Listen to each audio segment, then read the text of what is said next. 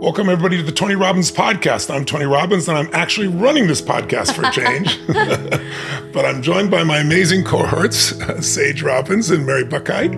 And we thought, in honor of Mother's Day, it might be nice to share some of the principles, the strategies, the tools, some of our successes, some of our failures. I don't think they're really failures, but learnings that we've had in raising our daughter, who's now going to be just turning 3 years old. And we're so thrilled with the young human she's become, and I'm sure most parents feel that way. And, she's special, born that way, you think. You come in with a certain amount. But we've been very conscious, and we always say that the secret is conscious parenting. And one of our friends, Jesse, was saying the other day, well, what does that look like? What is conscious parenting? What does that really look like? And so we thought it might be really nice in honor of Mother's Day to actually walk through some of those principles, some of those distinctions, because whether you're already a parent right now, or you're considering being a parent someday, or you're the child of a parent, meaning you're a human, these principles, I think, can be really helpful in any interaction with any human being, but especially with little people as we're learning, because it's an art. And we don't pretend to have all the answers, but we're living in a different world also. I think it's useful to contribute because there's so many different forms of relationship. The classic relationship of a husband and wife that are together forever, good, for bad, for whatever, is not really the standard anymore. In fact, for the first time in history in this country, in the United States, there are more single parents and more blended family, his, hers, and ours, than any time in history. And then there are all these new types of relationships, co-parenting, obviously, same-sex relationships. And then there's our modern family. That's right. Our constellation, our modern family, which so we share. So we just thought it'd be really interesting because it also affects your intimate partners' relationships, the people you love most, when you have a child, because it affects everything. And I was having a conversation with a dear friend of ours. He's a doctor, and his name is Dr. Stephen Cowan, and he's also a pediatrician. And he's dealt with thousands of children. He's really brilliant. He wrote a book called Water Child, Fire Child, I believe it is. And I was talking to him about this, and he's saying, Tony, I see this happen in so many couples. He goes, having a child's like throwing a grenade into a relationship, because whatever you've established gets blown apart as you start dealing with all these new pieces. So we thought it might be nice to, bring you not the answers, but a few of them. In fact, we even hesitated. We've all talked about, maybe we should wait till we do an entire course and wait till she's older. But I've got 5 kids and 5 grandkids. You've all lived your lives with your family, and we have our daughter here of coaching 3. We thought, well, why wait? Let's just share some of the principles.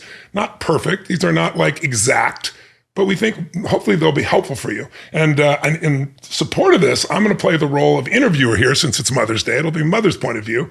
I'm going to keep my mouth shut because otherwise this will go for hours and hours. Oh, you're laughing a little too hard on that one. That did rather tickle me. Funny because it's true. Truth is truth. So ironically, I went to both these and I said, okay, I'm going to be the interviewer. I'm not going to do content here. You guys do that component because from Mother's point of view, I know we obviously share it because we work together on these principles. But I said, would you guys please give me some questions that you'd like me to ask that will set you up to answer what you want to share with? And neither one of them did any questions. But to be fair, this is real life. You have all your principles. And last night at midnight, we're having a blast. We're bouncing back and forth. What do you want to share? There's so much you want to share. And then the monitor goes off and our daughter was throwing up. And so 2 moms went into full gear and went up there and I just got to be the witness to it at all. And they just did their magic with her. And of course, she's great today. Everything's wonderful. But it certainly created for an interesting night right before we went to do this, which seems totally appropriate and perfect. So having said that, welcome to the podcast, Sage Robbins, my Bonnie Pearl. Thank you, Tony Robbins. Welcome to the podcast, Mary Buckite. Hi, Sage. Thank you, Tony. Love you guys. You're the 2 best moms I know. So when you think about conscious parenting, define that for people the way you perceive it, and also just give us some insight as to what's the purpose of it. Why be a conscious parent? What's the benefit? Why are we going about all this? Why do we put so much time and energy into this besides raising our child? Well, you mentioned about a friend of ours, Jesse, and we were having a conversation with him the other day on Zoom. And we had mentioned that we were going to have this conversation here today in this podcast. And he's like, a conscious parent. He said, I want to be a conscious parent. And he said, I don't even know what that means or what does that look like? And that really struck me. And the truth is, in order to be conscious, we're all unconscious in a moment. And I think that consciousness is really being awake in the moment to ourselves. Yeah. Because it's really the willingness to have self-awareness and self-reflection and self-responsibility so that we can bring our most present, connected self to the table. And so it's a privilege to be here. And thank you for all of you who are tuning in. Mary, thank you for being here. Tone, thank you for being here. Because I really believe that this is a way forward. You know, if you look at the generation before us, they had their gifts, they had their strengths. Here we are, you know, human beings making our way in the world. And yet there's always those iterations. And if I really look at fundamentally the core of conscious parenting, it's moving from a fear-based model to more of an awareness-based model. And so rather than careful, watch out, don't do that, honey, be mindful.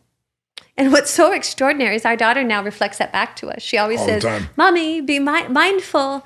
And I find that just fascinating. And so, or, you know, the notion of punishment or positive discipline, holding a line.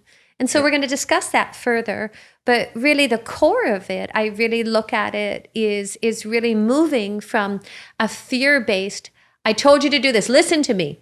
That's what that looks like. That's what that feels like. And you realize right away that what you say to her boomerangs right back. Yes, like it's true. In a hurry. So if you use the language of like, don't do this. Yes. Don't do that. Mm-hmm. It's like, it's not long before tomorrow she's saying, Mommy, don't do that. and it's like, okay, so you really have to be what you want them to be, because it'll come right back to bite you. It's true. It's true. So the difference between be careful versus, hey, mindful. Yes. Another way to think about it is the level of stress that most people are in survival. Because in the beginning, they're in a relationship with someone else and they're trying to figure that out, you know? And it's brand new. It's easy when it's brand new in the beginning, right? It's all chemistry. And then all of a sudden, all your triggers come up, all of your past histories. You have to work all that stuff out for those who are willing to do that and make that happen. And now you throw the grenade into a child, and then most people at work, and I got my relationship and this child, and what am I supposed to do? And honey, you have great language on this. We were talking the other day. It's like, it's really about creating, you know, a beautiful human being. Maybe you can amplify a little bit about that. Well, I think that's the ultimate outcome. You know, you can look at it from a binary perspective of, you know, a good human, raising a good human, which that's a factor, but then it also presupposes that there's bad children. And that hasn't been my experience. I really feel that a true awakening is creating an atmosphere, creating an environment that helps to foster children to actually live from their nature, and which is beautiful. And so it's creating a collective awakening or a collective movement of raising beautiful human beings, internally beautiful.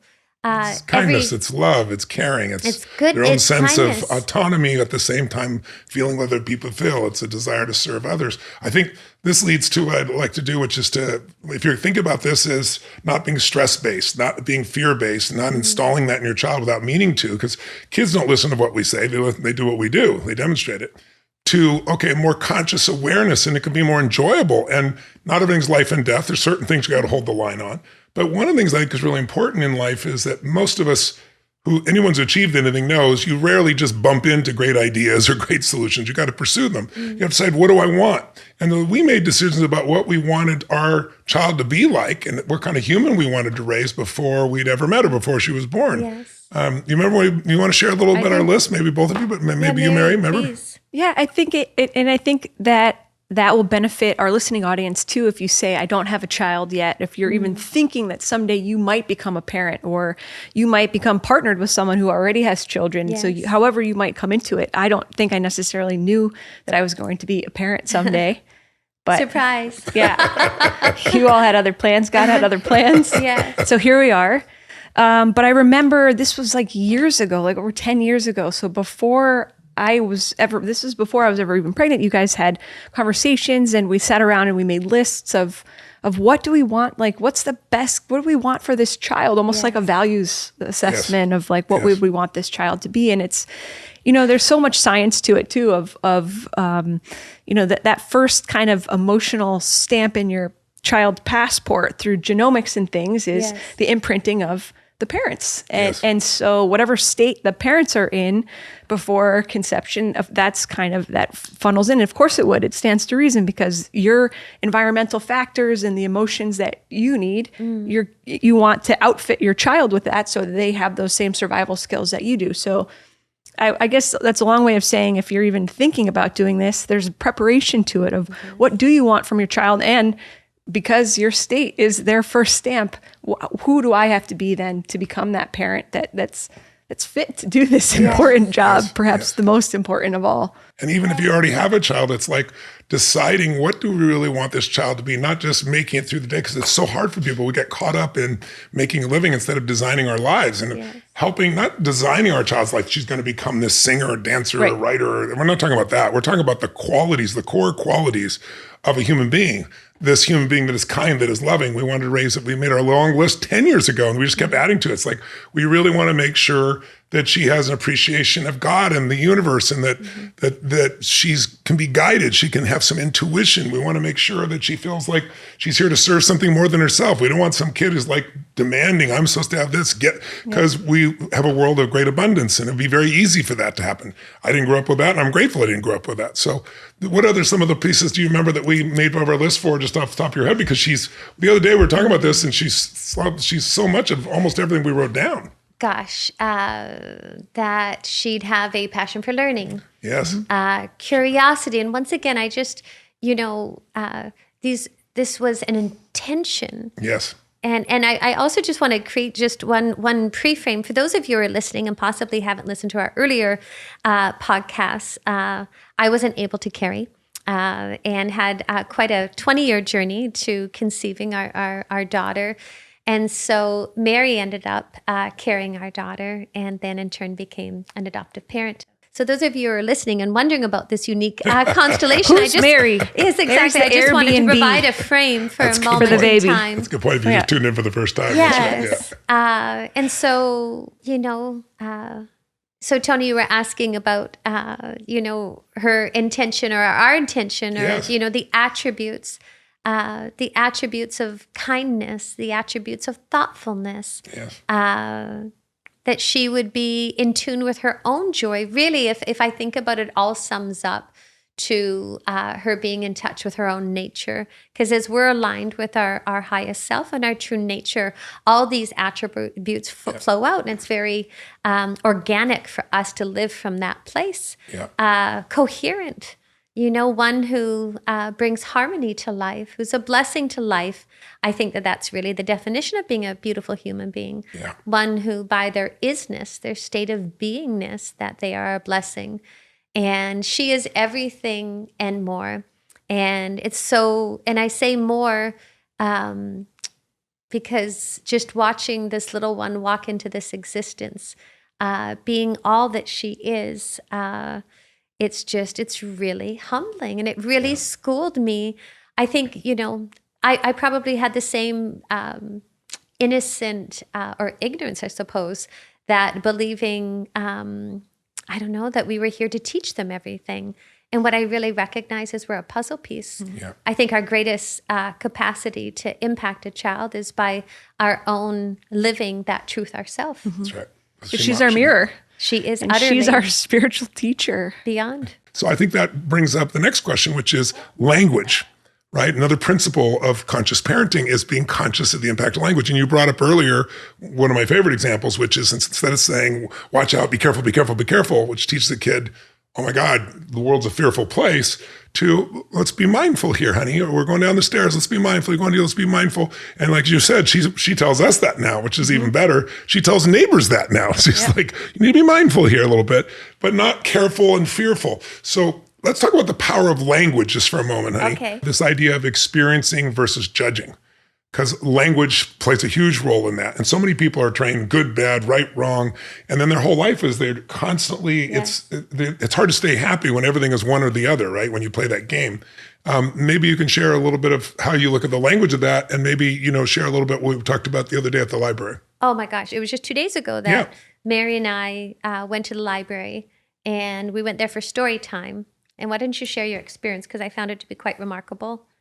Well, it was, we're so lucky. It's this beautiful experience. We have a gorgeous public library here, and the librarians are fantastic, and they read. At this time, I don't know how many children. There was a lot of children, parents, and grandparents, and everybody brings their little blanket. It's adorable, and they're reading these books. So it's just this gorgeous experience. But we noticed that some of the language in so many children's books, this particular one, the theme of all these 6 books that were being read by the librarian that day was a picnic. All these children's books, each one had some sort of picnic through line through them. Yes. And we noticed that not only was picnic the through line, but so was the weather. And universally, when it was sunny outside, that all the kids would say, okay, let's say it together. Hip, hip, hooray, it's sunny outside. And then, the story progresses. It's a raindrop. Oh no. Yes. And we were sitting there like, is this really what we want to be? Especially live in Florida, where anywhere, but where the weather's going to change. If raining is bad and sunny is good, you just took out, depending on where you live, half your days, of happiness, and it's imprinted on a child, and no one has bad intent. Yeah. But it's like that's the lack of awareness that happens when we're just going with the flow, so to speak. There's no such thing as good weather and bad weather. There's just the weather. Yeah. That's the whole point of weather. But meanwhile, it just feels like it was like driving, and we were kind of chuckling to ourselves because it wasn't like once or twice. It was like a dozen times of like, it's sunny, hooray! It's raining. Oh, and like the physiology of it too. Everyone was like, oh no, it's windy. Oh no, Is this the message that empowers our children? And I'm not being like, the stories are cute. I get it. Yeah. And just the awareness of, and everything is teachable, and everything in these little sponges is just being taken in. And it's true. And you do that with other books that you read all the time, and we both read. We'll edit the book in our head sometimes when we're reading it out loud to her, because the message is one that's disempowering, and it's not meant to be, but it is for kids. And it's this 0 to the 5 years is the imprinting time. That is going to let the foundation for most people's lives. And certainly you can change it later on. We're in the business of helping people do that. But it's certainly nice to not have that happen. And if you just become aware of it, it's not a negative judgment. It's just like, we don't need to make the world be one or the other, because it's not like that. And if you can enjoy the sun, you can enjoy the rain. That's the beauty. I remember I went to Fiji one time, and I was like, these people are so happy. Why are they so happy all the time? And so I sat down with this one old Fijian man. I said, how come Fijians are so happy? He goes, I think Fijians are the happiest people in the world. And he goes, of course, I've never been anywhere else. Ha ha ha. And he goes, well, what makes you happy? He goes, oh, the sun makes us happy. And I thought, oh, he goes, and then the rain makes us happy. And the dark makes us happy. I mean, you went through 50 things that make me happy. And it's basically everything that happens in life. And if we're going to have someone be a beautiful human, we've got to learn to appreciate whatever life brings us, as opposed to judging it all. But you're beautiful at this, honey. You do this all the time with language, and you do it with books. Well, I mean, a couple things. A lot of parents are quite surprised that when we put our daughter to bed, that we don't put a light on. And yet, here's what has amazed me and blown my mind about being a parent is being scared of the dark. I don't believe it's an intrinsic thing. It's reflected, it's modeled. And, so many books talk about, there's this one, it rhymes. It would be like, I don't even know, because it kind of sounds like it. And so I don't want to necessarily call it out, but, cat. I'm a terrible rhymer. I'm not even going to go there. This is absolutely not working. That's a good The point is, all children's books seem to instill scared in fear the of the dark. And I'm not, oh, wow, I'm scared without my mama. And, the dark's on, or the dark, and I don't want to be, it's like, what? That did not come out exactly like the book, and I was trying to filter, so it wasn't exactly the book. But it really has schooled me, the imprinting of fear, the imprinting of that helplessness. Yeah. The imprinting of labeling emotions. Yes. Like, how do we know what they're? I don't know what you're experiencing. I don't know what you're experiencing. You don't know what I'm experiencing unless we actually inquire. So who are we to put a label when you talk about the power of language? If your child's having a wave, or if they're feeling an emotion of some sort, who am I to say that that's anger? Even if it might look like anger. Mary, you're always so mindful and in tune with our daughter, whether maybe she's having a wave of hunger or she's tired. And so if what appears to be a temper tantrum, it's like, hey, frick, you know what? We're like, she didn't have a great snack, or she didn't have a nap. Yes. And so I really feel like as a parent, sometimes it's stepping 100 feet above and observing and including that information, because that information helps us to be more compassionate. Yes. You know, rather than like, oh, wow, look at this child. They're just on the ground and throwing a fit. You know, whatever we would call that. It's like, gosh, you know what? God, they didn't have a nap today and they haven't ate or fueled. Somebody used the language with us once that was get curious, not furious. And that's I like with me that. as a I parent. heard you use Like, that what's language. going That's on good. with this kid? Yeah. Instead of like, what the heck are you doing? Yes. And so being aware of what we identify rather than, honey, are you angry right now? Who am I to say that? And when you ask that, it becomes a natural go-to for them. Yes. And then pretty soon it's the habit, because the language becomes a pattern of thinking and a pattern of emotion, and we just don't realize that.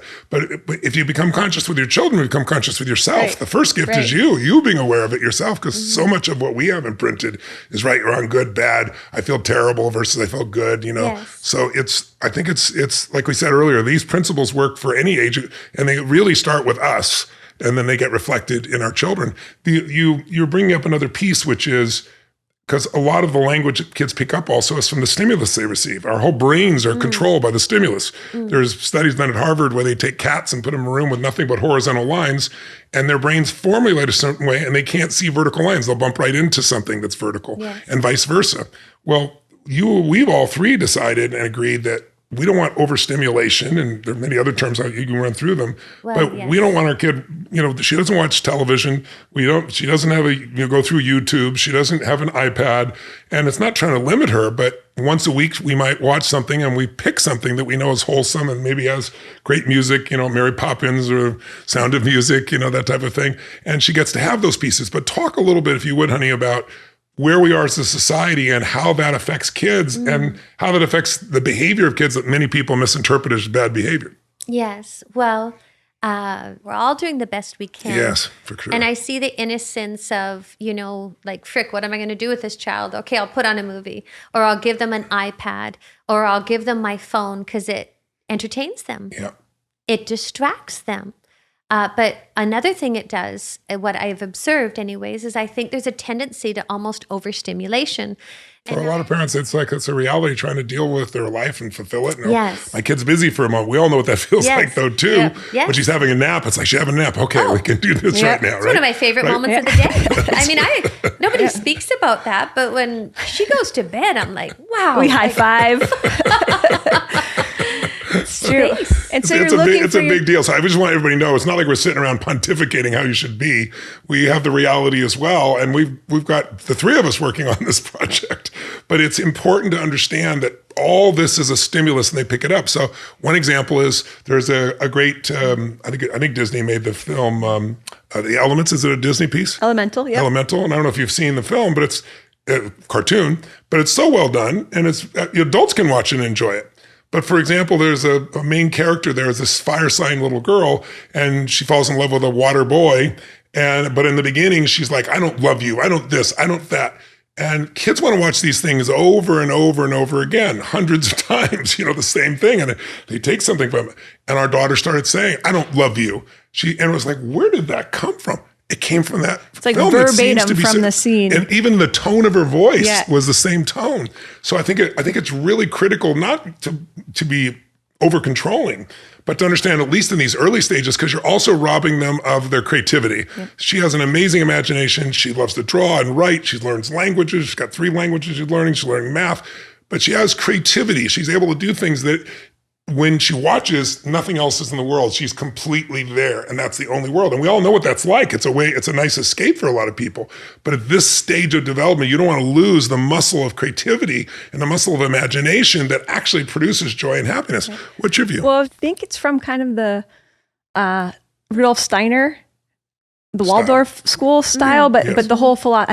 I think this could be wrong, but it's the idea that the more active the toy, the more passive the child, and the more passive the toy, the more active the imagination of the child. So like you give them, why does Montessori or whatever it is, Waldorf, have these like basically just wooden blocks of toys? That's right. Because the child has to be more active. When it's just like scroll, like glazed trance. Yeah. It's like, because there's so much activity happening. All they have to do is just like stare. And then there But then goes they your need that imagination. also. They need that. Then it becomes like an addiction, like anything else. Like you see so many adults addicted to social media. It's It's like scrolling becomes the way of being, and it's really there's nothing wrong with it. But for a child, it's brain dead because they haven't had the time to develop or face challenges and things of that nature. And it also, what really has struck me as well watching our daughter is because the toys are very humble, like you said, they're maybe wooden or just simple painted faces or even none. Sometimes they're faceless. But it fosters a space where imagination just becomes so extraordinary. And so listening to what she's perceiving, what she's imagining, and sometimes I'm like, wow. I mean, I'll look at what she's playing with and the whole conversation and where they're going and what they're doing. And she'll have cars and things. And it's just, it's so with no cars, And so I really feel it creates a space for one's own innate curiosity, intelligence, creativity becomes invited to the experience and to what they're As opposed doing. to turned off by something that automatically just takes over. I'm thinking about specifically the time just came to mind when all there were straws, like aluminum straws or, the reusable straws that we have that she had found in a drawer. And the three of us were galloping. The TV was off. There were no toys. And we had these straws that Our daughter's were quite horses. a little director. You have to point that out. And It's we like, were galloping around on our straws, all with three our of us. straws. her You too, Tony her Robbins. favorite thing is, guys, here's what we're going to do. And then she tells us what to do. And we're all galloping along the living room. The fun was the straw. I said to her, what are you going to do? And she goes, I'm going to show you. I'm going to direct you what to do. She said, I'm going to tell you when to stop, I'm going to tell you when to stop. That's right. which I love for her.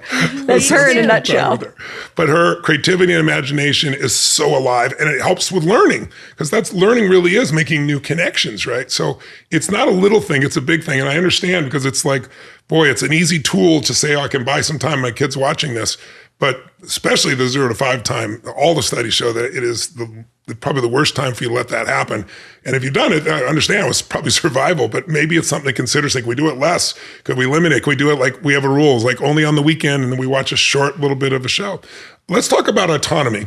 One of the most important things to me with adults, with anybody, is their sense of owning themselves with who they are, not being just influenced by the outside world. We're all concerned our kids would be by others, and they will be no matter what we do to some extent.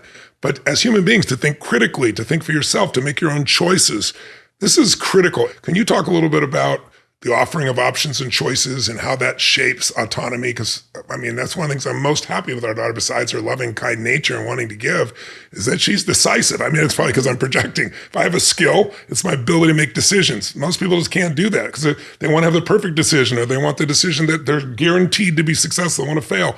But if you can't make decisions, you can't really have your own life. You're just going to be following everybody else. Mm-hmm. She is her own self. Wherever she goes, she's herself. She's loving, but she's herself. And that's one of the things I'm most excited about for her foundation. Can you talk a little about the principle of offering options and how you use that in a practical level?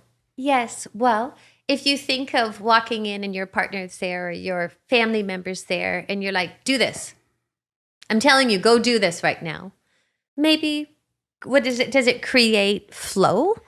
Or would that create resistance? It's the same thing. Once again, the old way is, it's like a Putin style. Maybe that's not. Putin delete parenting. That. Can we say that? I'll leave it. That's good. All right. And so it is, which is more of a dictating. Do this. Yes. Because I told you so. You go do that. And that these little children, they'll do it because they're being told to do it, and maybe even a little bit of fear or not. True, both. So you have the pushback of the temper tantrum, or let me be obedient to you. But there's another way, which is providing a choice. And here's the remarkable thing: you're providing choices or options, I suppose, that help to guide them in a certain direction. So. And providing context. So, I'm trying to think of an example, but maybe if it's... I got one. Okay, great. One of the first ones that we learned were, it's usually come from a failure of like, go over there, go eat dinner, go to the dinner table. And when that doesn't work, when they don't, then it's like, do you want to walk? Do you want to skip? Do you want to hop? Or do you want me to carry you over there? Yes. You pick. Yes. And then all of a sudden, it's like, there she goes. Yes. But if it's just get over there, Yes. get your tush over there, Yes. forget it. True. That's a great one. Or if you're going to go to bed at night and, I don't want to go to bed. And it's like, okay, honey, well, what would you like to do for 5 minutes? Oh, I want to play. Okay. And so then if she's like, well, honey, how many minutes? So sometimes she'll say this many minutes. And I'll say, okay, how about this many minutes? And then after 5 minutes, we're going to go up to bed. And so you're providing choices that enables them to choose, to use their own intelligence, to be a part of the process and the ecosystem and the decision making. And it turns down the volume of a lot of resistance. Hugely so. And now, of course, they're going to have their waves, just like we as adults have waves. But choice provides independence. It provides a space for them to use their own mind and to be able to create their life. Yeah. And for them to be able to create their life rather than old way is get up there, we're going to brush our teeth. Yep. So say if she doesn't want to brush her teeth in the morning, it's like, okay, well, would you like to get dressed or brush your teeth first? Those two choices. Well, you know what I mean? Whatever it looks like. Well, I want to go, let's get dressed. And so I'm doing a poor job or of examples. Even like laying out her clothes and saying, which one do you want to choose? Every day she picks. Choices. She has two choices and she picks one of them and she owns it, and I picked it, and you often say, well, what should I do? You often let her pick for you too. There's a body of work, a woman by the name of Magda Gerber, who's brilliant. Yes. She I believe she was a Hungarian woman, and her whole notion was respectful care. And so just like I wouldn't walk by and pick you up or, shake you up, same thing. It's You've tried. Okay, honey, mom's going to pick you up right now. And so you're informing them along the way. Narrating along the way, so it's not a shock. And waiting for a a response. Yes. She teaches. Yeah, you guys are both really great at it. We've all learned to do that, but you're both really great at that. How do you deal with these big waves of emotion? Because you're both extraordinarily good at it. I think every parent needs to understand those giant emotions happen. How do you deal with them? We spoke about it earlier. We're mindful not to label it, not to assume. And pretty much a lot of times, like say if our daughter was on the ground and she was sobbing or really crying, I'll just put my hand on her back and I'll say, Mom's here. Let me know how I can support you. And sometimes, no, like maybe and so then you, once again, if you're having a big wave, you understand you're creating space for that for the moment. Sometimes she might say, I want an ice pack. And it's like, okay, great. I'll get you an ice pack. What really blows my mind is actually the very practical things that she comes up with that would actually support her in the moment. If all else fails, just the other night this happened. There was a real acute wave and she was just really not grounding in the moment. And so I said to her, rather than saying, let's go outside, I said, Mom's considering to go outside and take a big breath to the moon. Would you like to join me? Okay, she said. And so we went outside and we sat on a chair and I said, okay, let's take a breath. Let's breathe way up to the moon. And so we took a big breath. And so I'm joining in the regulation, which I find very helpful actually in those moments. You're the calm in her emotional storm. Yes, exactly, Mary. And I find that by offering those choices, I'm self-regulating. I'm finding my breath. And to gamify it, Mary, I have to really acknowledge you because you come up with amazing games and tools that you'll connect. Whether my broccoli or mac and cheese game. Broccoli or mac and cheese. Close your eyes. Close your eyes and guess which one goes in your mouth. That was great. That was so creative. And it works, so she loves it. More broccoli now. She does. She does. And the other day she was like, I was feeding her and she was like, do what mommy does. And I'm like, what the frick does mommy do? And she was like telling me to close my eyes, but I didn't realize that the game was she closed her eyes and then putting a bite in and guess. And I'm like, damn, this is a great game because she's like house and food. And I'm like, she's very proud that she got the right answer. Yes. But once again, and I just want to mention this because, a lot of times in a family, we're parenting, I've noticed this, we're parenting a lot from our own conditioning. And so being a parent as we parent ourselves, it's an unlearning of, it's two things. It's noticing what worked. And then it's noticing, but possibly that, you can do kinder or maybe more efficiently or more with more awareness or more benevolence. And so it's, sometimes I'll hear myself and I'm like, oh my gosh, that was my mom, or that was my dad, or I'll see myself in a circumstance and I'll look at it and I'm like, wow, isn't that beautiful? You know? And then there's things that it's like, hey, do you know what, in this moment in time, I might do differently. Yeah. And so that's just, and the gift, we were speaking about how our children are our mirrors, but so is, the co-parent, whether it be a dad or a mom or whatever that looks like in your family constellation, or a step-parent.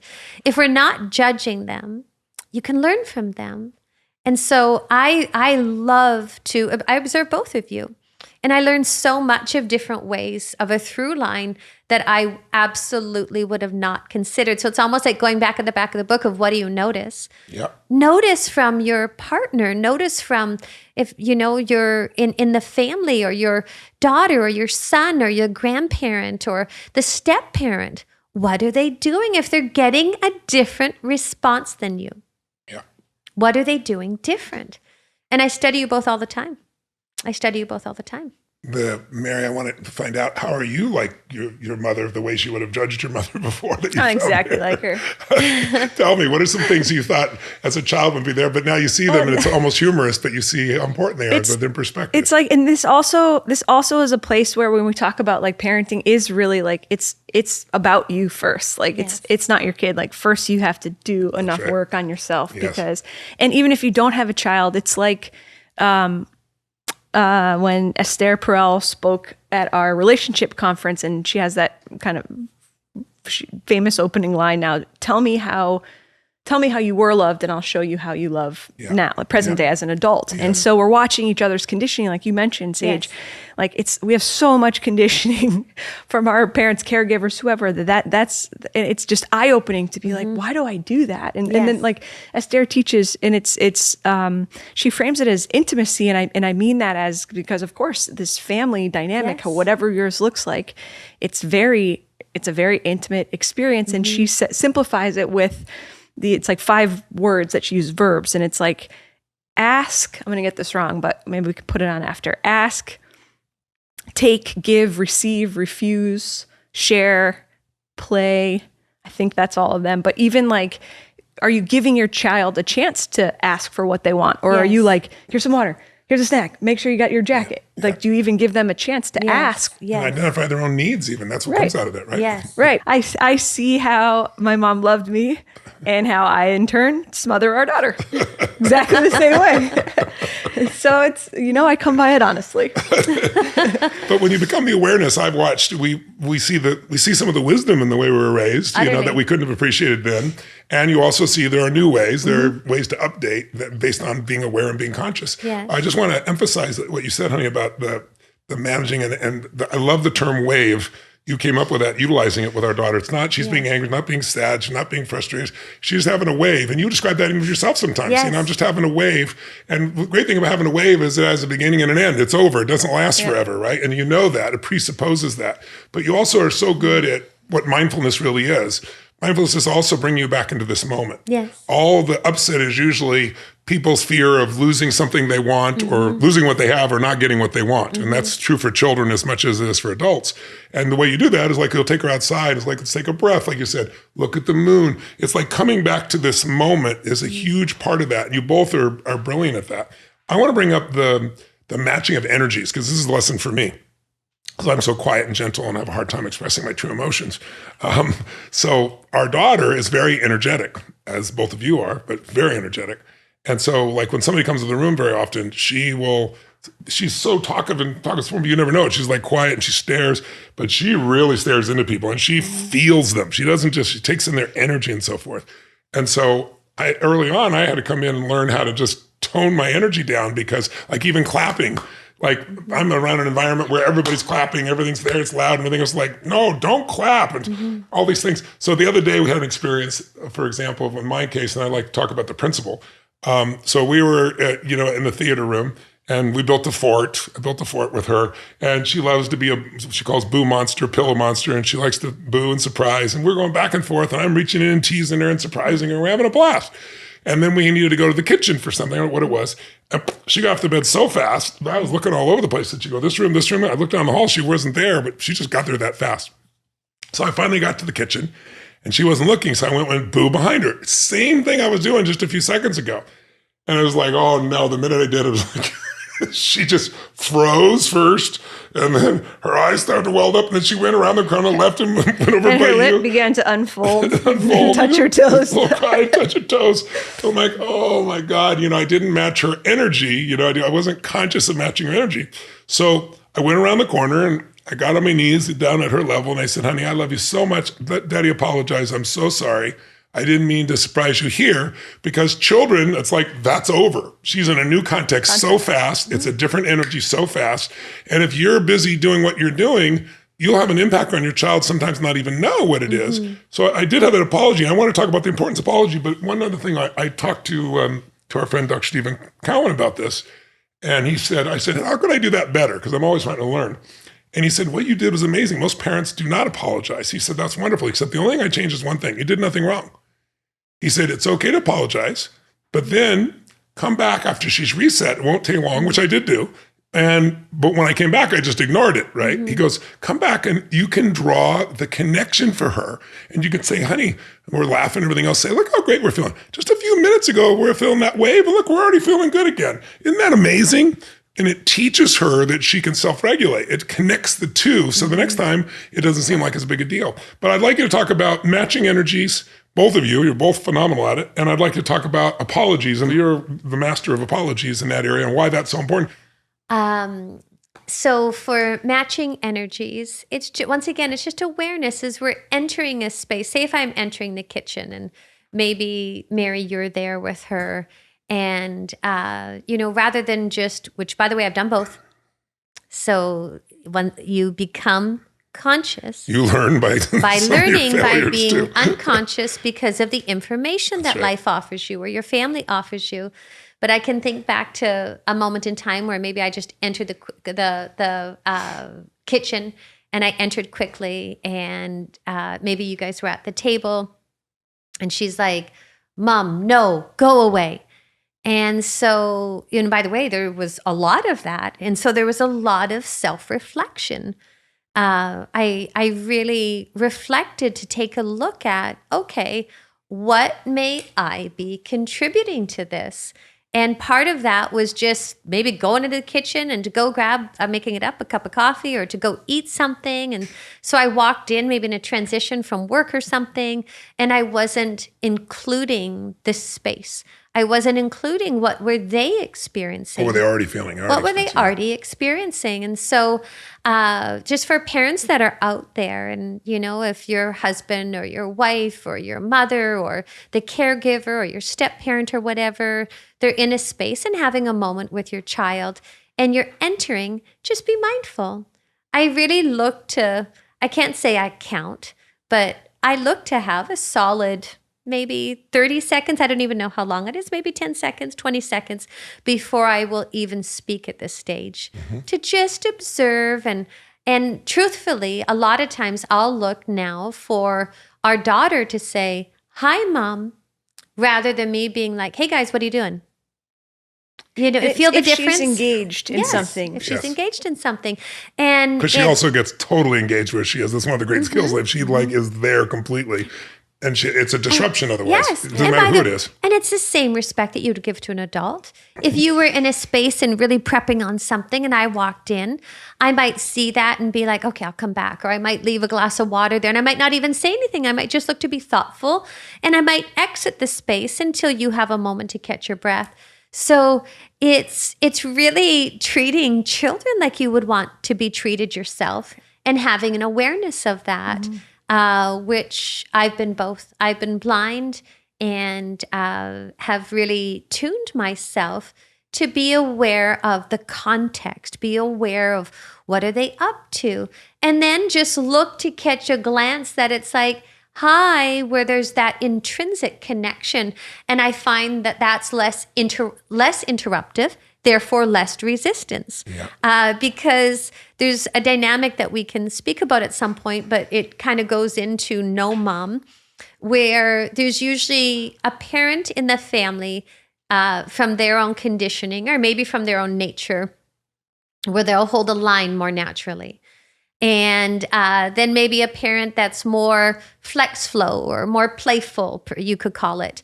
And so that, or maybe it's a dad that works, late at night and he comes home. And so, he's bringing more of a playful energy, and people even have a label for it. Maybe it's like Disneyland Dad or whatever. Yeah. And so the child will relate to that parent differently. And so there's all these nuances. And by the way, those patterns are a moment in time. It's not a permanent fixed reality, because at a different stage, a different phase, it calls out different parts of us, of the parent and as well the child. Yes. But it has been such an being a parent is the most humbling thing I've ever done. It's the most extraordinary. Well, it's the most spiritual growth. Oh my word! Like it Anybody just can go meditate and pray. Try when you got rips skin your here. heart wide open, takes you to your knees, breaks your heart into a million pieces in the most beautiful. And I don't mean break; I mean break open. Yes, break open. Break open, and so there's just been. If I really look at it, it's been an incredible amount of self-reflection, and something else that I really look to do. And I'm just inviting the listeners, if you're in a relationship or in your family unit, to go and say, hey, is there anything that you noticed? Because a lot of times, somebody else from the outside will see what you don't see. Yes. And I really have a desire to be the best version of myself. And I certainly don't have all the answers. And so I'll go and I'll say, like, honey, like, what did I miss there? Or Mary, what am I missing? Please help me, enlighten me. Because I'm feeling stuck, or I'm feeling blind, or I don't understand why I'm getting this response. And I want to serve her. I want to serve you. I want to serve you. And so rather than being mad about it, there's another choice. Invite the feedback. Because that's how we grow. And I have found that to be, by the way, I'm asking all the time. I'm asking all the time, hey, any suggestions? What might you see that I'm not seeing? Because I can completely go blind in a moment in time. But it's beautiful that when we come together and we discuss these things as a family, like a team, like what's going on, what do we see, what's new, and then having like maybe talk about the card of the week, the focus that we have, on something that we're going to improve, so it doesn't make them overwhelming. Yeah.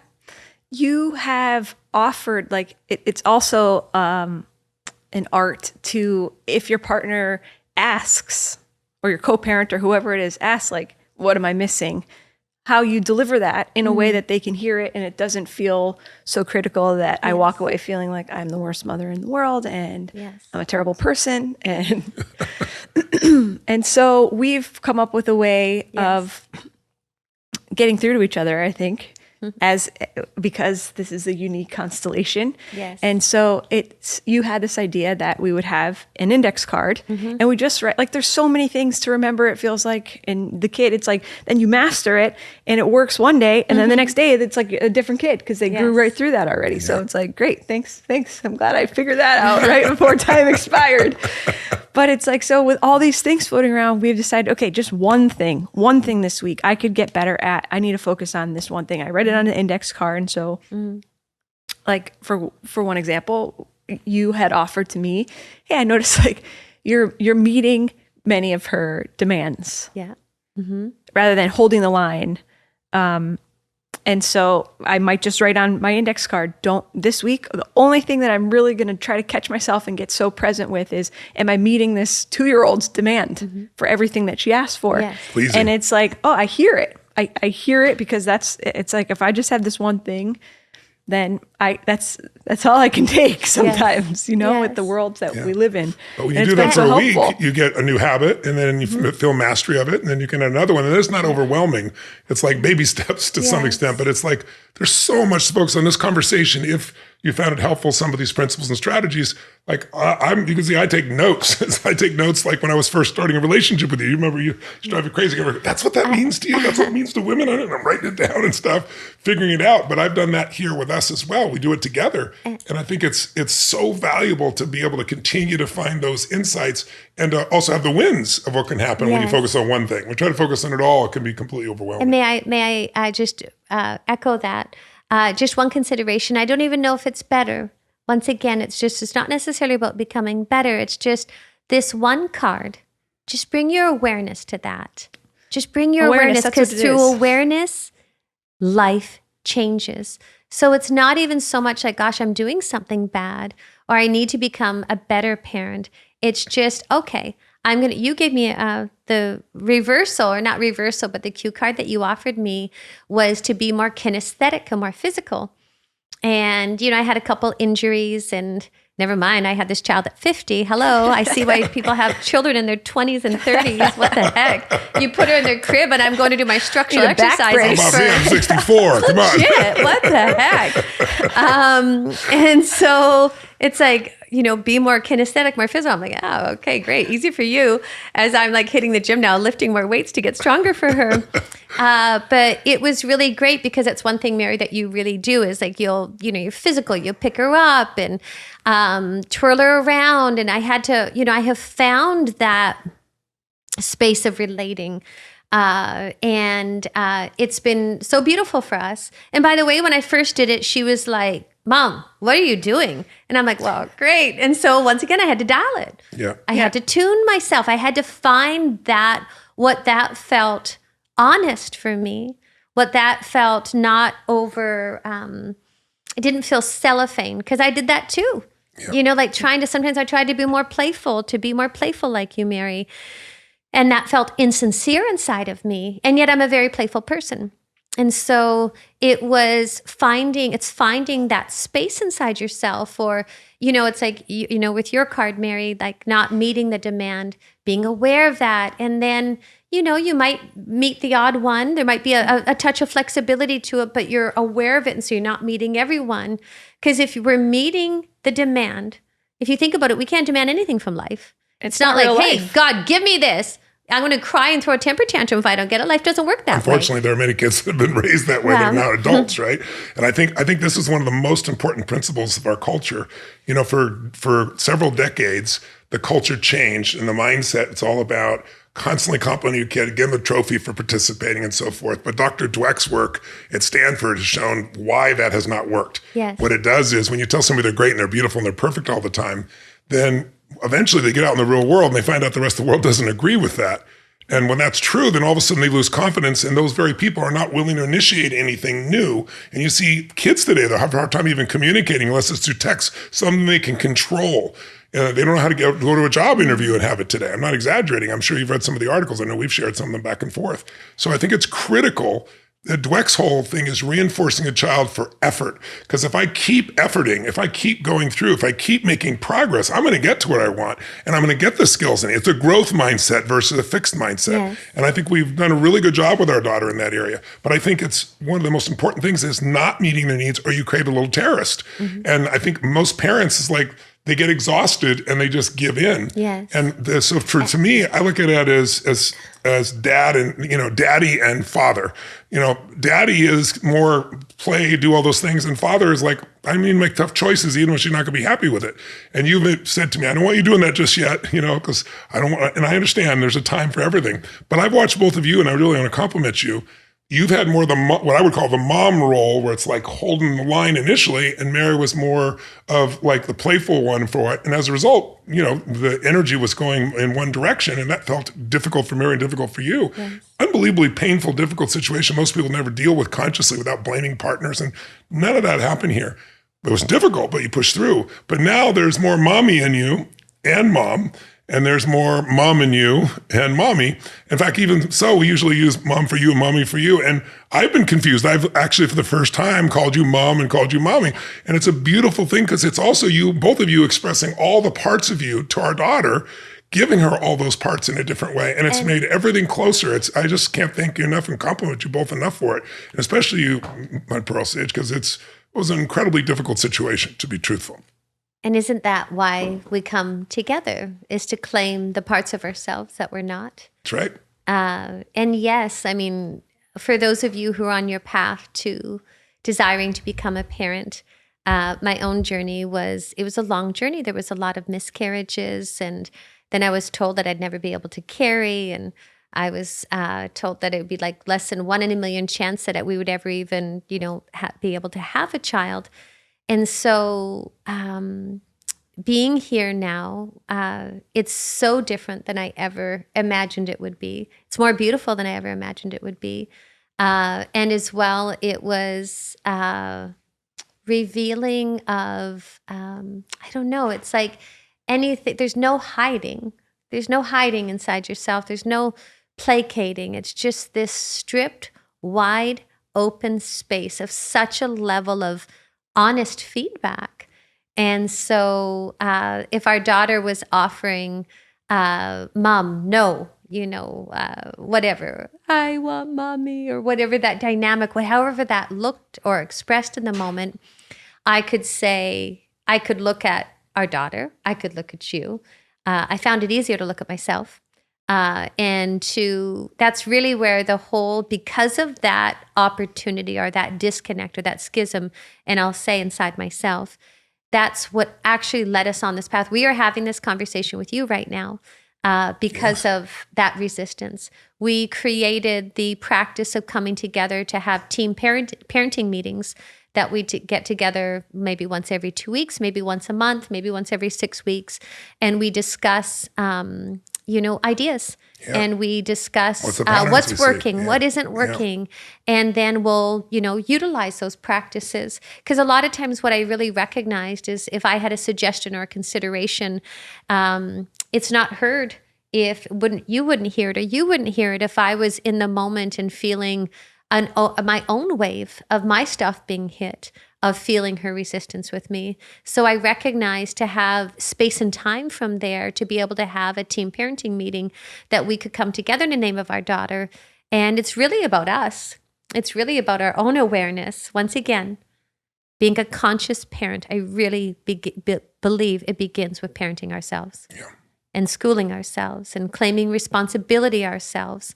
And then bringing that awareness and bringing that love to the table. And it's not a blame game. It's not blaming yourself or blaming anybody else. Responsibility is the ability to respond, but you can only do that if you become aware. Yes. And honey, you've done that so incredibly well. And we're on the other side of it now. It feels like a different world, but it required both of you and all three of us to find different parts of ourselves to bring to the table and continue to strive. And I don't even know if it's accurate to say we're on the other side of it. It means something different today. Yes. And we have different practices. Yeah. Mm-hmm. And the practices of the cue card I have found. I'm curious what you're going to write to me. But what's so beautiful, what else I recognize is on our journey, whether it's our own spiritual path or parenting, because really it's one and the same. You can read a book and have so many principles, but one thing. Just notice, be aware of this one thing. Because it's one, you talked, Tony, about a 2 millimeter shift. It is those slight shifts that really shifts that space and that dynamic. And it's quite remarkable. I'd love to talk, though, just as we wrap up, about positive intent.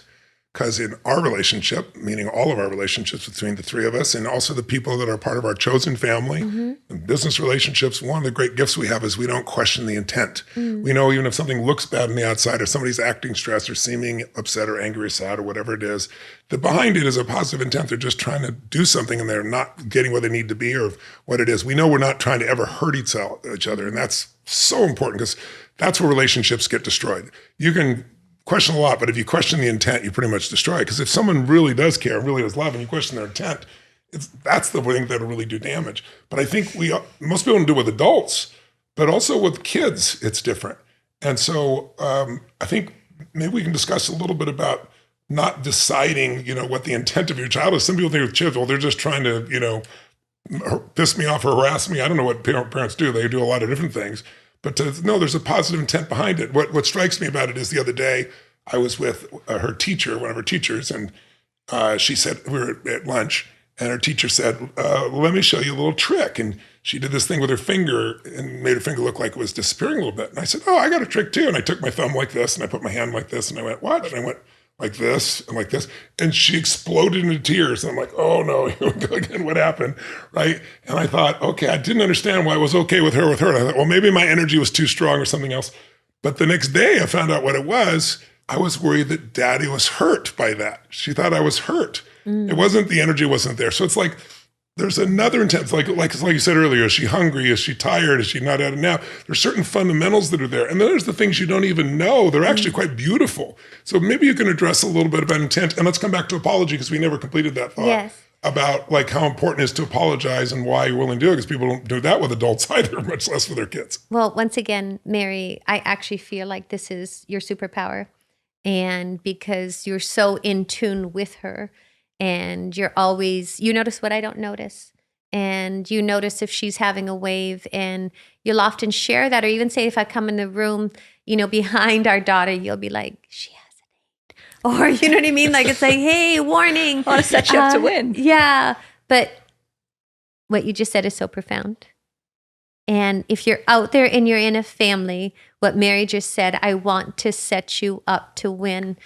Another way I call it like an assist, because really there's the conscious relating to the child, but the conscious relating in the family constellation is so powerful.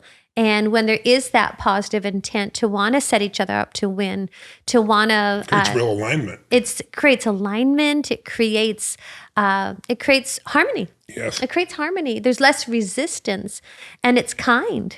It's kind. I'm curious how, because you're so thoughtful with that, Mary, how you see positive intent. I see it. I'm not sure. Tell me if I'm interpreting this right, but just let me give you an example that I think this falls under. But even again, this goes into a little bit of the power of the language we use around her. Yes. But also, it's like, rather than saying like, if she was doing something in her year of the twos, I'm resisting calling it the terrible twos, because it wasn't so terrible, but she would have outbursts at times. Yes. And rather than the don't do that or stop that, then the positive intent, like, which I actually think she really resonates with, is like, I would say like, okay, hey, show me kind instead of don't hit. Show me kind and gentle. Yes. And she wants there, like, that matches her intent. Yes, that matches her business. What she really wants in her and core. it's like, she could be like wailing away at something, and it's like, hey, just show me kind and gentle. And it's all of a sudden, it's like, oh, like, I was like, okay, that works. Yes, it aligns with her true nature as opposed to the wave that she's experiencing. Right. Yeah, it's like understanding that the emotion of the moment is not who the person is. Right. I think one of the challenges we have in our society today is no one's allowed to even grow. They could have written something 20 years ago in a tweet, and then we're going to beat them up for the rest of their life. There's what's the proper term they talk about in religion? What's the word I'm looking for? Redemption. Redemption. Like that the person improves and they redeem themselves and everything else. And so we don't even give our kids sometimes a chance to redeem themselves. We've already judged and juried that they had this bad intent, as opposed to, no, they're experiencing a wave. Underneath that wave is still that pure intent. And if we can align with that, it's like magic. She changes so quickly when you see that. And I see that with other kids when we do it with other kids too, like her friends around them, giving them a sense of positive intent about why they're doing what they're doing, as opposed to why are you doing that? Right. Or you shouldn't do that, or whatever the case may be. It's a beautiful piece. But Bunny Pro, you really, you do this with adults, you do it with our family, and you do it with her. And that is, you apologize. Tell me about your philosophy about apologizing. Well, it's selfish, and it's selfish because it clears the space of resistance within inside myself. And I feel it creates alignment. It realigns, creates unbound energy for myself. If maybe I was bound in a circumstance and I felt like I missed, or I did something that maybe wasn't my most conscious self, or I created friction in some way. And then there's just the practical thing. I've tripped her many times. I've dropped her in the pool. I've banged. I've headbutted her. I mean, many things. I can't tell you the amount of, like, it's quite remarkable. Or, sometimes maybe something that she's really schooled me by is that, allowing our children to flower at their pace and cadence. And so I remember when she was learning how to swim and she was learning how to float on her back, and I was like, she did it once. And so I was like, hey, let's do it. And so, I was helping her get in position, but I moved like I was just moving quickly. I was moving quickly at a pace, and she put her head back and got a ton of water. And so, she was crying hysterically. And after she got out and we caught our breath and we went in the kitchen, and I said, honey, I want you to know Mom's sorry. I learned in that moment, and I recognized that Mom was too fast. Next time I'll slow down, because I also wanted her to know that she could feel safe with me again to do that. Yes. And, for some reason, that a lot of times can be absent in the space with us as parenting. And I have just found it to be so beautiful. And our daughter is so conscientious. But she also apologizes because she models it. She does. She'll say, Dad, I'm sorry. It's like, but I think those are magical words that are missing in our culture. It's missing on airplanes. It's missing in lines. Somewhere in our culture since COVID, we've lost, I'm sorry. Or I love you. I missed. I was a miss. Please forgive me. Thank you.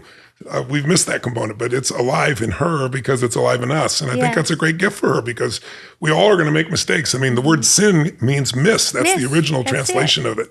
You missed this. So it's like, okay, we don't have to make it heavy. It's just miss this. So I'm sorry, and clean up right away. It doesn't become something really big. It's or really if we're gorgeous. say if we're at the dinner table and maybe Mary's feeding her and I sit down. So one of the things that we recognized as well, so that we don't step on each other, is there's a captain and there's a co-captain at any point in time. Or there's the person who's driving. So if you're driving, I'm mindful if our daughter's having a behavior not to mention something. I create the space for you to be able to have that conversation. And sometimes I do. I interject. And so, I'll apologize to you or I'll apologize to you. It just clears the energy and it brings self-awareness.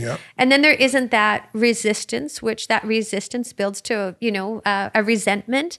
It creates a space of harmony and unbound, and it's just kind. It's considerate. I agree. You mentioned, we have a lady that's an early childhood educator and just a really brilliant mind who's been a part of our team parenting meetings. And I'm only sharing this because whether it's a teacher, whether it's you're just everybody brings different gifts, and we've all learned so much from her. And she shared a couple of brilliant articles. Mary, you had mentioned one that really struck you. She did. I think I know the one. The cuteness. Yes. There's been a couple of things that have been like, it's like we don't see ourselves in our blind spots as people, as parents, whatever it may be. And this one she recommended, and you mentioned Magda Gerber's name earlier. So I think it's in that kind of school of thought of respectful parenting. And there was this one article that was, if memory serves, it was called The Cuteness Syndrome. I think it's by a man named John Holt, I believe was his name. So it's like he wrote a book, but this was like a little magazine article or something. And to summarize it, it was like, kids are so cute. Their babies are like irresistibly cute that we kind of use them as like love objects. We can do anything we want and go up to them. People just like, you see, now I feel so protective as a parent. It's like, when it's your child, you're just watching people like descend on her. And as an energetic myself, it's like, that would freak me out. Imagine you're just this tiny little 10-pound baby.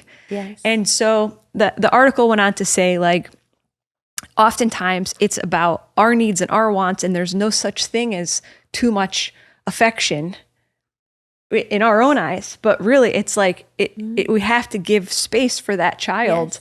If they're in a flow in the same way, like you mentioned, if Tony is working on something and he's visibly in state, we're not going to be like, "Hey, Tony, what do you want? You want to play pickleball later?" It's like, no, like let him be. I'm a total pain in the ass at times, if I'm honest. I love it. We all can be. I own it. We all can be. I love every bit of it. But it's like. If you think about that also, I think that brings one other thing I want to bring forth in our family, which is our daughter. There's a lot of people that come through because our home is our home, but we have meetings with important people. And every moment there's so many people going by, there's somebody gushing on her. Everybody probably really want to acknowledge you because you're the first one who really brought that up and made sure we held the line on it, which is if she's constantly every moment, maybe you can talk about that. But like when I come into the room now, it's like, even for myself, same thing about where's the energy. I look. And when I open the door, if she doesn't turn and look, and even when she does, I go greet you and I greet you and then I greet her. So she doesn't think she's the most important thing, even though I adore her and love her and she feels totally loved. It's like if you're always the first thing, that's how you create an adult who thinks they're supposed to be the center of every moment's attention. And that makes a miserable adult because that's not real life. Yeah. And you're not going to have a lasting relationship when it's all about me, me, me, me.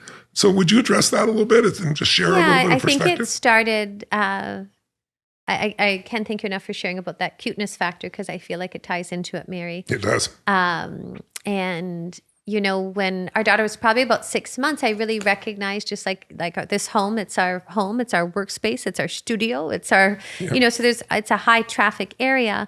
And what I really recognized is everybody that saw our daughter was like, oh, you know, you're so cute, you're so beautiful. But then you turn one corner and you have that there, and you turn another corner and you experience that there. And because, you know, just dear heart, could be a little girl, little boy, they're so stinking cute. And, you know, the attention goes there. So I recognized, I was like, gosh, there's a hierarchy of respect. There's a reason why it is in our nature to respect our elders. That's been a lost art in our society. You know, growing up, I mean, Mary, you and I have spoken about this many times. It was always Mr. and Mrs., you know, Mr. and Mrs. So-and-so, if they're coming, or a teacher. And we've gotten so familiar in our society. And so we had a conversation. We had our team parenting meeting. Yep. And I really recognized, I was like, guys, look, we need to start with the adult.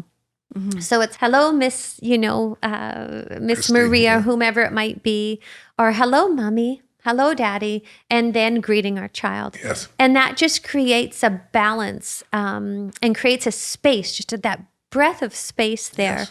And also I feel just reflects real life. Yes. You don't go out on the street and the whole world stops to see you. That's not real life. Yeah.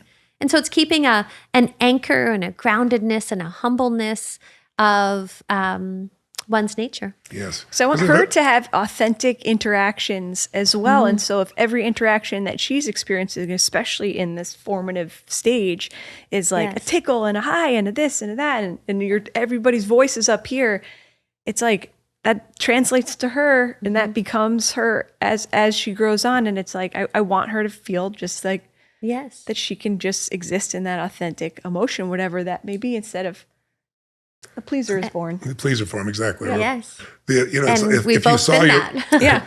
if your favorite person in the world comes in and you go, oh, hi, it's great to see you. That's wonderful. But if you come back in 3 minutes, hey, it's really great to see you. Oh, it's great to see you. Every time it becomes false a little weird and fake. But then also in her mind, if that isn't happening, then, well, what's wrong with me? How come people aren't responding to me that way? And I think that's a big part of our world today. From helicopter parenting, you know, it became the gross metaphor for it, of overstimulation, over-controlling, over-directing, no autonomy in the child, and the child's looking to you to solve everything, and now maybe the children looking for the government to solve everything, because that's how they've been raised. So to wrap up, I think, you know, we've covered a lot of principles. We talked out, starting in the beginning here, about just this whole idea of what is this conscious parenting, as opposed to stress-based fear parenting, this awareness, this consciousness, as you said, Sage, the awareness that can change anything, and beginning to see the patterns, seeing what's real, and really having the outcome of knowing you want to raise a beautiful human being. We talked a little bit about the idea that you can start creating that. If you already have a child, you can still decide who they need to become, not what they do for a living, not that kind of controlling thing. What are the qualities that whatever they choose to do will create a great quality of life? And I think that's homework for all of us to constantly enhance. We talked a little bit here, you know, about the importance of your state being the basis of it all. So I'm just trying to give you a recap of the things, because we've covered so much there. I'm looking at my own notes here. We talked about the power of language and choices, not creating language that makes fear, but language, again, that creates the awareness, the idea of not be careful all the time, but rather be mindful. We talked a little bit here about overstimulation and what that creates, and teaching your child to be able to experience life as opposed to judging right, wrong every single moment. And we've covered a lot of areas, how to deal with waves of emotion, apologies, positive intent, learning to hold the line. So it's all a dance. But I think the most important one I want to bring back to everyone listening is we have enormous compassion. I'll speak for myself, but I know we all have it. For all of you out there that are parents that give your souls to these children, and children when they become adults almost can never fully appreciate all that you've gone through just to have them be born, if you're the mother, come through your body. all the things that the all night long thoughts and feelings and emotions that you have. And if you're stressed and you got so much going on in your life, we get it. And we aren't pretending in this one little, conversation that we can solve all that. But what I hope you got from this is there's some principles worth looking at, like to create a checklist. You may not agree with all of them, but out of these things we talked about, what are some of these things you'd say, like, this might be our card for the week. We're going to focus on, noticing here positive intent, or we're going to really work on giving choices for everything, 1 or 2 choices. The choices, either one, are going to be good, or choices with consequences, not heavy duty ones. What can you do to chunk this down? Because, we don't have a course for this. We'll eventually build one, but hopefully this conversation is helpful to you. This is not, a trip is something that's predictable. You know what's going to happen, how it's going to happen. That's why trips are boring. A journey is an adventure. When you're being called to an adventure when as a child, you're being called to discover things you never discovered in yourself, much less your child. You're going to meet different people that could be mentors. You're going to face the dragons and eventually conquer all that. So I just love to finish this up by saying, my pro, sometimes you call it the dance, right? It's like there's a dance to get this job done. What do you have to say about the journey of being a mom and being a parent? And is there anything else that we've not touched that either one of you want to share here to wrap up? Gosh, it is a journey and a dance as life is, and it's an opportunity to grow. It's an opportunity to reflect love.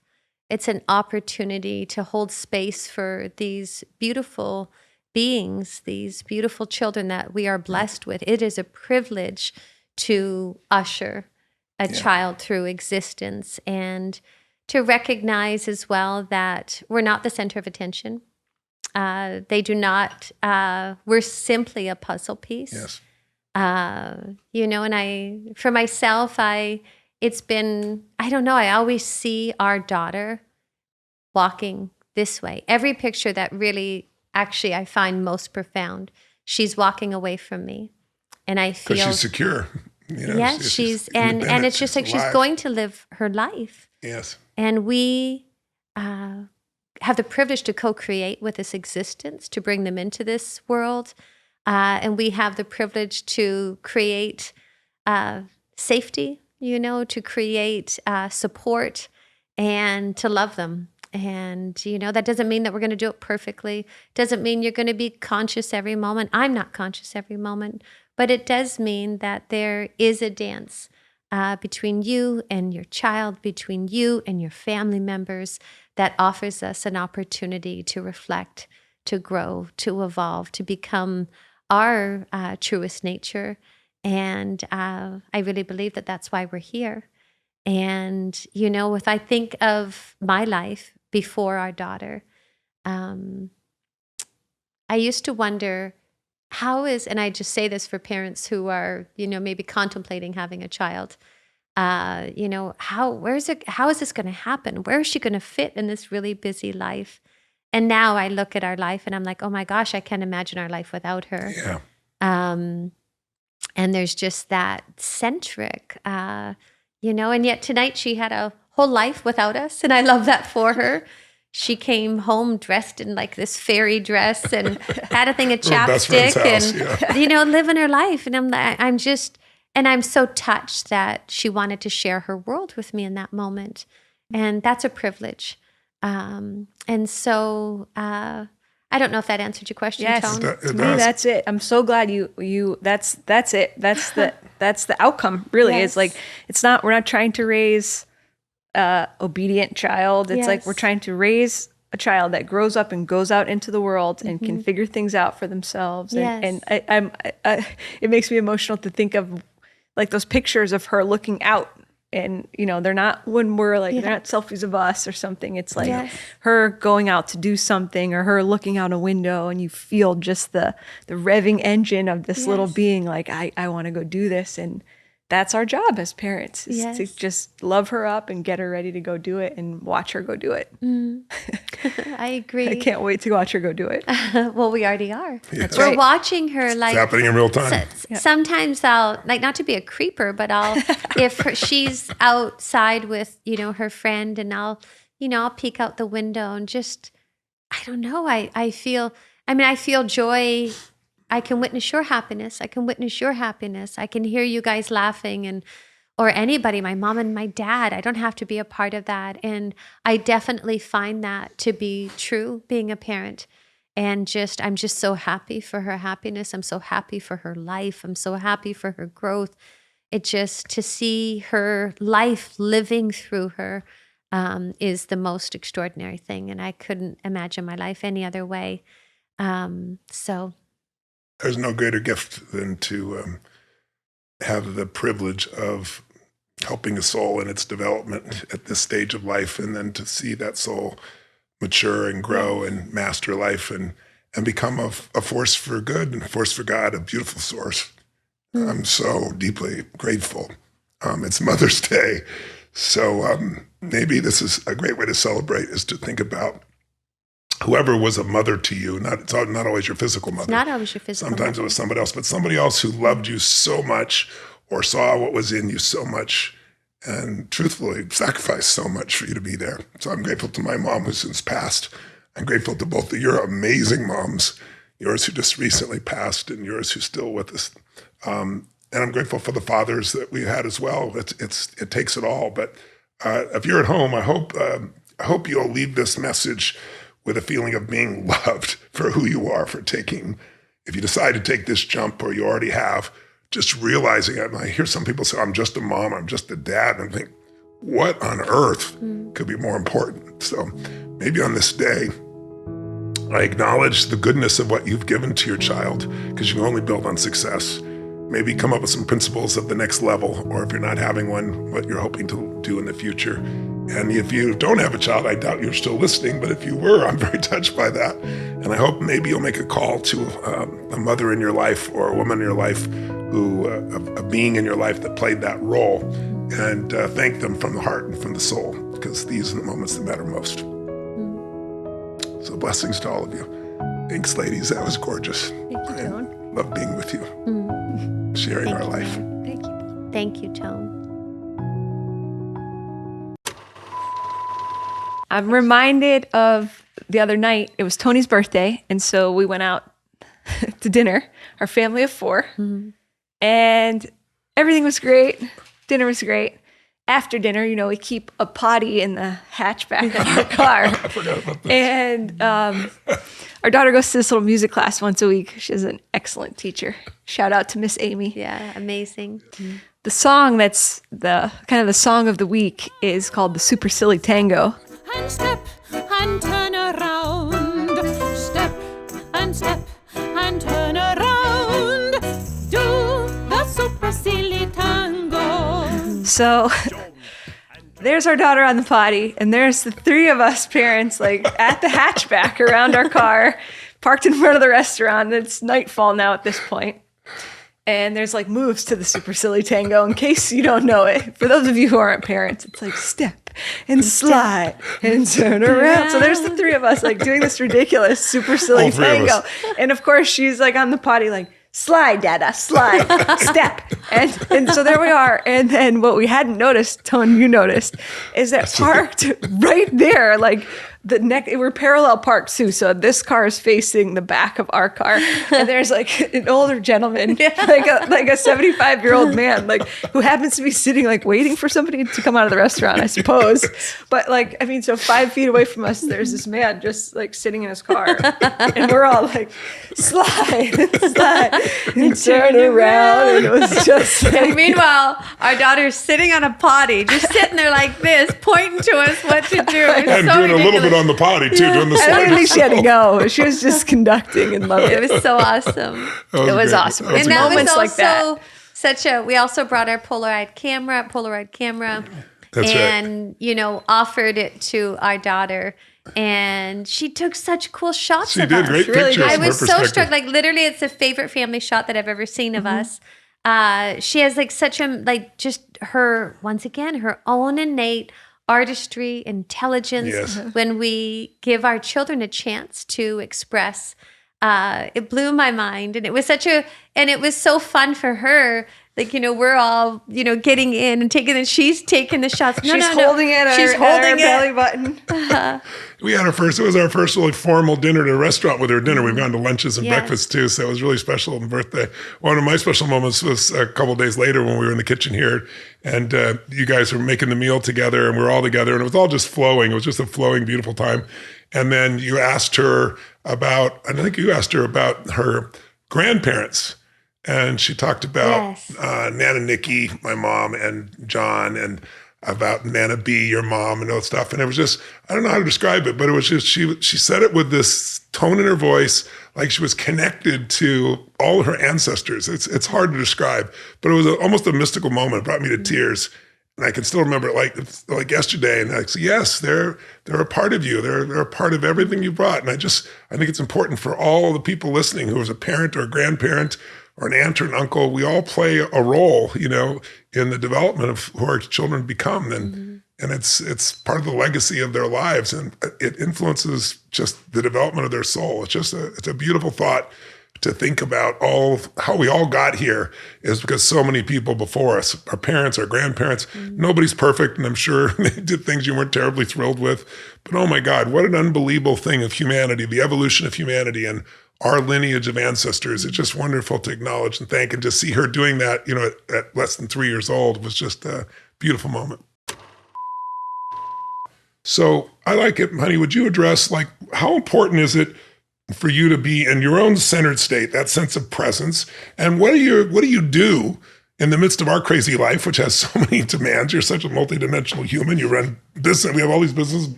Sage runs a lot of these businesses. You write, you create. You're a mom. You're a wife. You're a friend. You're all these things. You're reaching out as taking care of your own family members and your dad and your mom. How do you find that center in the middle of all this? And how important is your state or any of our states in shaping, a child into a beautiful human being?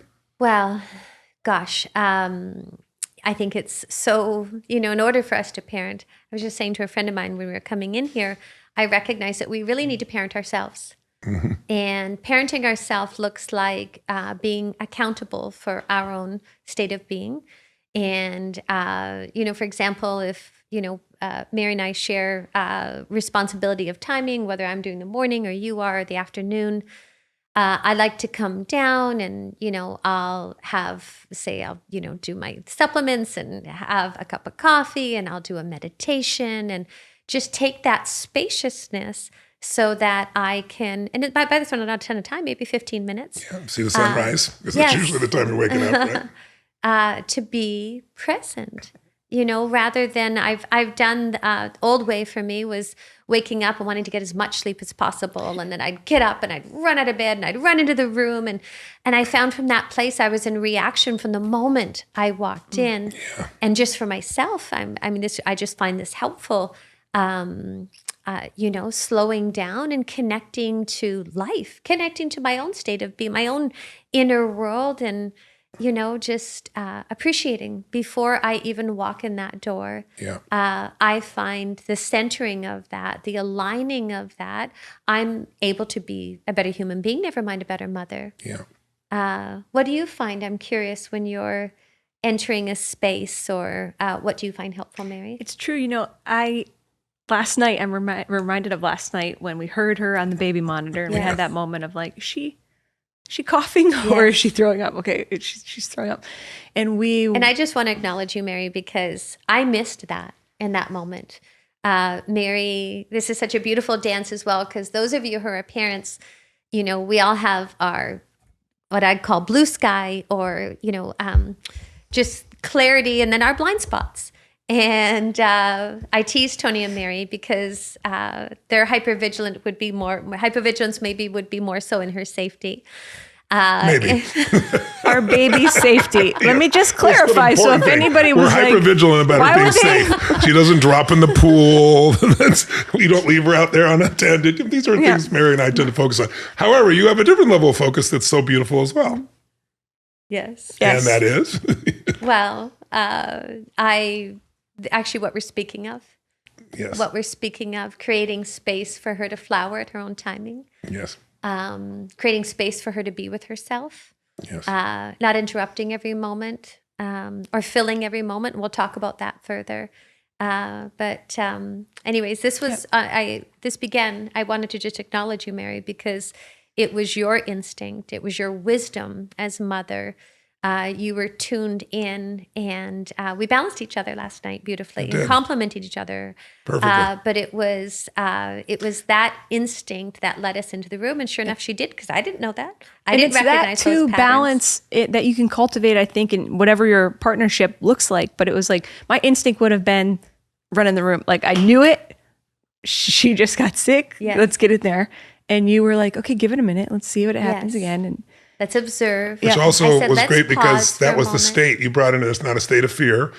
So our kids pick up on that. Yep, so what I saw the two of you do is you brought in calmness, you brought in the urgency, but you came in calm, both of you, and just so warm and loving and so connected. And so it wasn't like, she wasn't like upset, because a lot of times we bring our upset to our children because we're so concerned.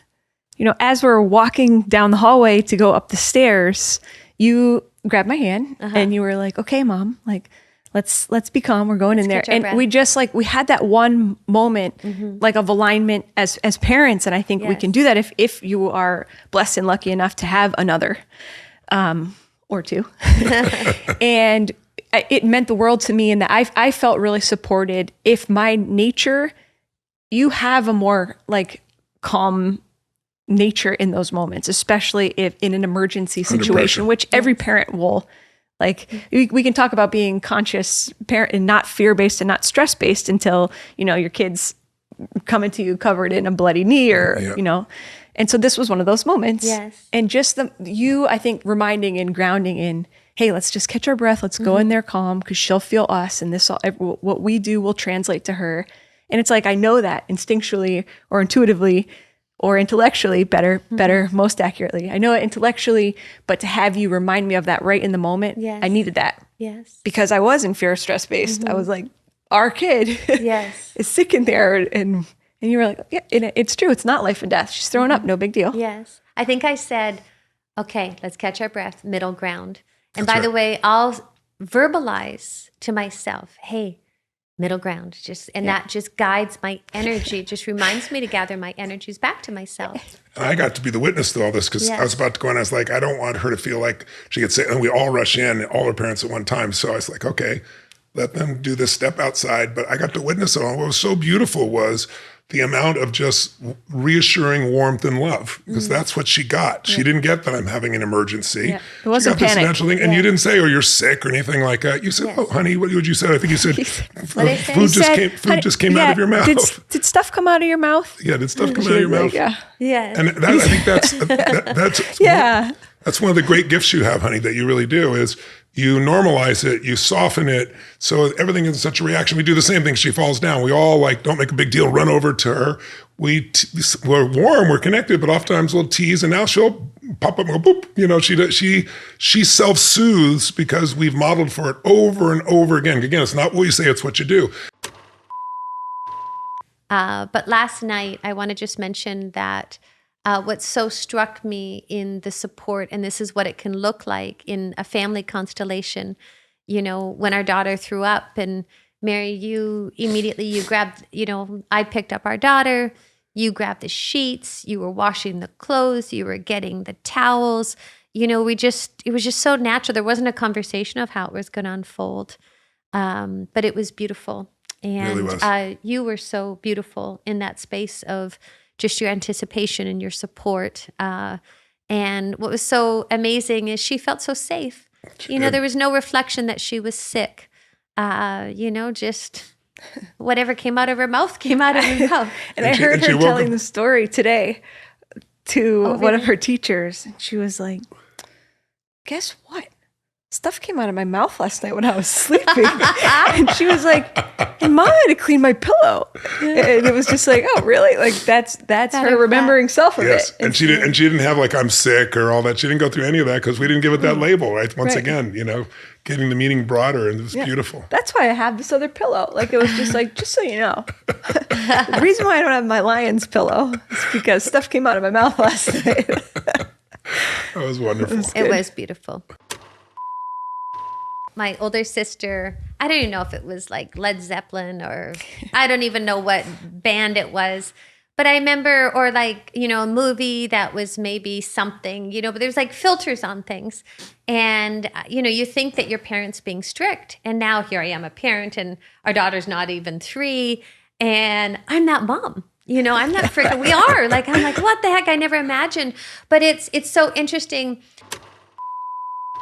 And not only from the entertainment or from devices, but even how we speak to them. If you're entering a space and your daughter, your son is there and you're coming in, it's, and they're just an infant. For some reason, it's peculiar to me that, we all speak, hello, what are you doing? And we speak in this really, and not that it can't have moments of that, and not that, of course, you can't, be playful and speak in a high range of a voice. But if it's all the time, if the information coming at your child, if it's bright lights, if it's overstimulation, if it's distraction, if it's with the intention possibly to create space for the parent. I'm making this up right now. I don't know. Well, language. I noticed that, noticing. Yes. That's a language. It's which guides our attention to, honey, what do you notice after we read a book many times? One of my favorite things to do is on the last page, if there's like not an animation, but coloring, an illustration, I suppose, I'll say, honey, what do you notice? And so she'll point out something, and every single time, I didn't see it. I wasn't looking at that. And then she'll say, Mom, what do you notice? And I'll share something, and she'll say, good one. And I just love that space. In the morning when we wake up, we'll go to the window. That's your ritual, one of your rituals in the morning with her. And so we play the noticing game. And I just really, and sometimes it's in imagination. And I find that striking, what she offers and what she offers up. And it schools me as well, because it broadens my own perception. Meanwhile, if she's naked, she's like, she calls herself Naked Baby. So Nakey Baby. So Dadda, Tone had just finished his surgery. And so, your arm still had tape on it. Yeah. And so you didn't have a shirt on because you got out of the hot tub, and she gave you an apron, a purple apron or whatever to have on. So Tone's standing there shirtless with an apron on and shorts, and we all have our aprons, and we're sticking these little, what are they called? Butterscotch chips in these buns. You're in your swim trunks, but you had walked by outside in the window, and she was at the kitchen table. She's like, "Dadda's a nakey baby. Dadda's a nakey baby," and he's in a swim trunk. It's so sweet. It's very cute. Anyways, all those moments are just priceless once you're a parent. If you're not one, you probably think we're completely nuts, but promise you, all those little things that seem meaningless become so meaningful when you have the privilege of being peed on last night, throwing up like vomit. What else so interesting that sometimes on, I don't know what you call these things, but like emotional charts, it has always struck me, like I'm trying to think of what they're called, but disgust is one of them. It is. And I think one of the beautiful gifts of being a parent, you're peed on, you're thrown up on, you're even on, and it doesn't matter. Like, it literally doesn't matter. That's true love. That's true unconditional love. Like, it's unbelievable how just that's the space of complete and utter unconditional love and service and allowance, yes. acceptance, embrace of what life is offering you. And as we transfer that, I think we have these little people to be able to expand that reality, inside of ourselves, and our capacity to love, to allow, to accept, to embrace, to understand, to touch life so deeply, and to embrace whatever is happening. Like last night, even just, she'd thrown up so much, and I had it all over me, and it's just like, you don't even think of it. It didn't even occur to me. It didn't even until you were hugging me. Life is beautiful, guys. I love you. Thank you. I love you. Thank you.